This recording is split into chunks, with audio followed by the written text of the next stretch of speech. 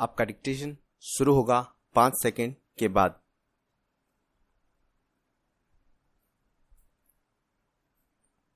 प्राचीन काल में भारत में पंचायत की ऐसी व्यवस्था थी जिसमें पंचों को समाज में न्याय करने वाले लोगों के रूप में ईश्वर के सदृश सम्मान प्राप्त था।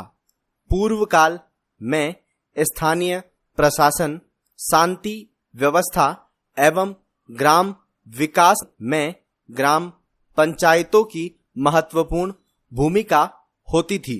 डॉक्टर सरदू प्रसाद चौबे के शब्दों में आर्यों के आगमन से पूर्व ही यहाँ ग्राम राज्य एवं ग्राम पंचायत का पूर्ण विकास हो चुका था। प्रत्येक गांव में एक ग्राम पंचायत होती थी जिसमें एक मुखिया और अन्य प्रतिनिधि सदस्य होते थे।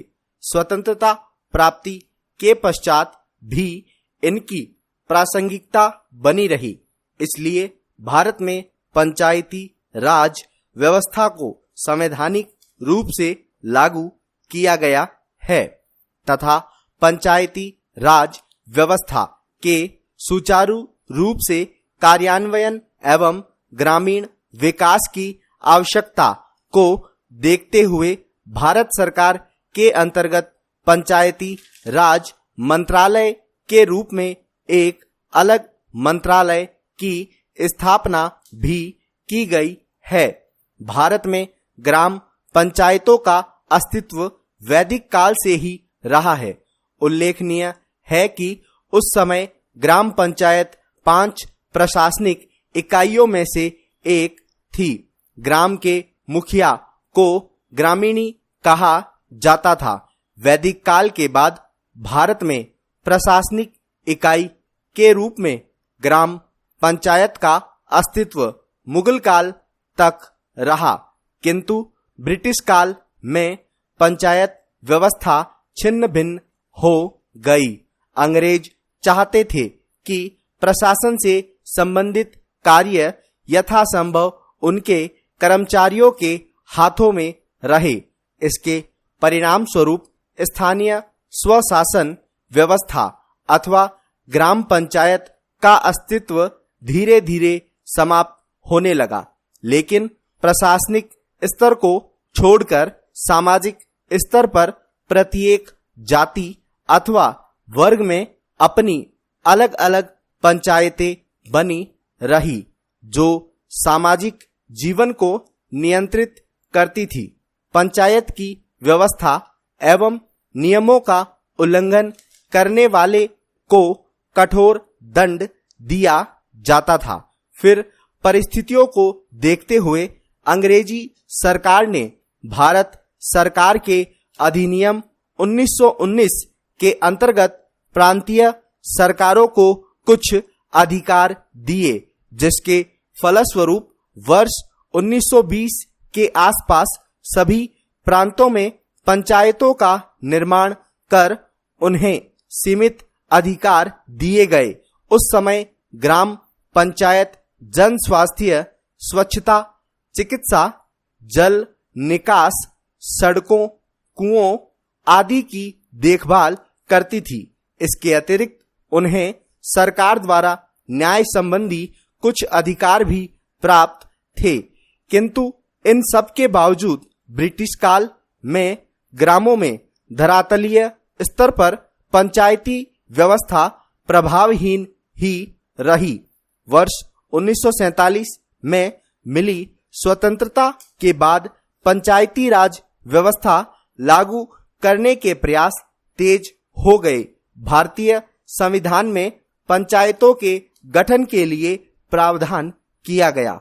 भारतीय संविधान में राज्यों के नीति निदेशक तत्वों के अंतर्गत कहा गया है, राज्य ग्राम पंचायतों का संगठन करने के लिए कदम उठाएगा एवं उसको ऐसी शक्तियां और अधिकार प्रदान करेगा जो उन्हें स्वायत्त शासन की इकाइयों के रूप में कार्य करने योग्य बनाने के लिए आवश्यक है।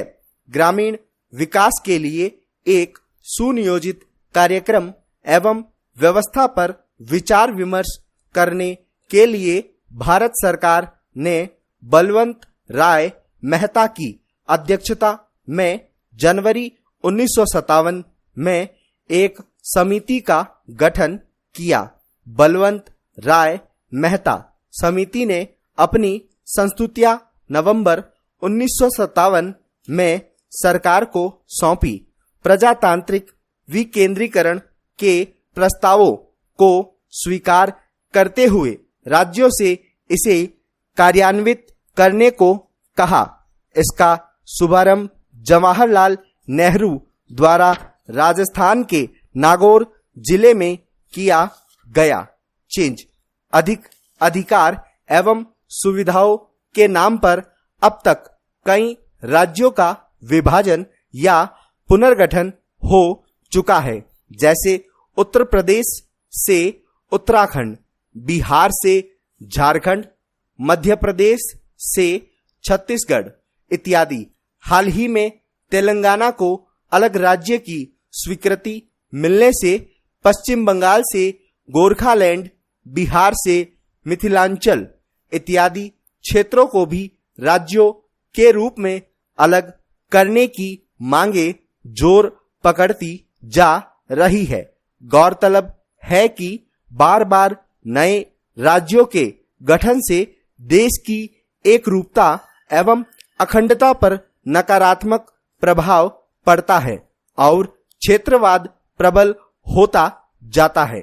आवश्यकता पड़ने पर प्रशासनिक सुविधा के लिए राज्यों में जिलों की संख्या बढ़ाना विकास की दृष्टि से ज्यादा फायदेमंद सिद्ध होगा। इससे विकास को गति मिलेगी। ज्यादातर स्थितियों में देखा जाता है कि नेतागण अपना उद्देश्य पूरा करने के लिए या राजनीतिक लाभ के लिए ही जनता को अलग राज्य की मांग हेतु उकसाते हैं।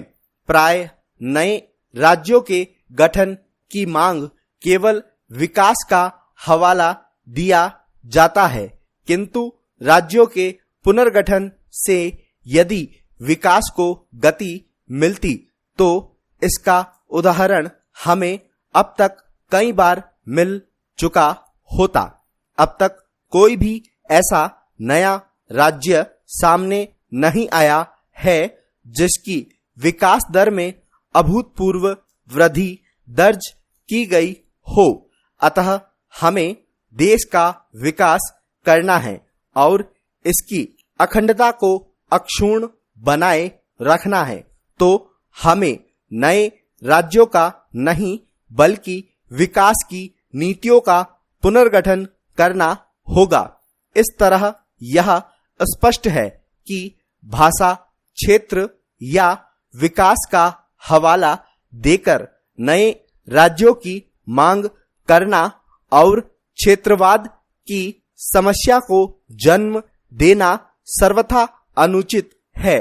क्षेत्रवाद हमारे देश की संघीय संरचना पर तीखा प्रहार करके हमारी राष्ट्रीय एकता को क्षीण करता है। क्षेत्रीयता एवं प्रांतीयता की भावना जब जब राष्ट्रीय हितों से संघर्ष करती है, तब तब देश की एकता एवं अखंडता के लिए खतरा उत्पन्न होता है।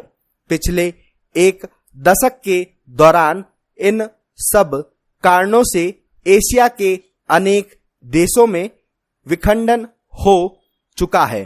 केंद्र में गठबंधन सरकारों के अस्तित्व के दौरान की क्षेत्रीयता की मांग जोर पकड़ती है। क्षेत्रीय दल केंद्र से क्षेत्रीय मुद्दों पर समझौता करके गठबंधन सरकार का समर्थन करते हैं। अनेक बार ऐसा हुआ है कि केंद्र सरकार जिसमें किसी एक दल का प्रभाव होता है, राज्य की विरोधी दलों की सरकारों के साथ पक्षपातपूर्ण रवैया अपनाती है। अतः केंद्र एवं राज्य दोनों को सहयोगी रुख अपनाकर क्षेत्रवाद की समस्या का समाधान करने की आवश्यकता है। इसके अतिरिक्त इस समस्या के निराकरण के लिए राष्ट्रीय नीतियों का निर्धारण करना भी आवश्यक है।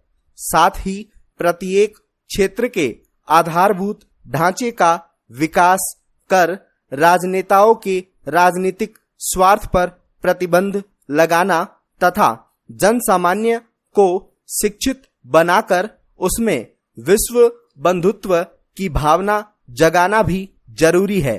स्वतंत्रता के साथ ही हमने एक विभाजन का दर्द झेला है। अब हम पुनः किसी विभाजन को बर्दाश्त नहीं कर सकते। इसलिए हमें एकजुट होकर इस देश को जीवंत और जागृत रखना होगा। इन उद्देश्यों को करना तब ही संभव होगा जब क्षेत्रवाद की राजनीति करने वाले राजनीतिज्ञों को देशद्रोही मानकर उनका दमन करेंगे।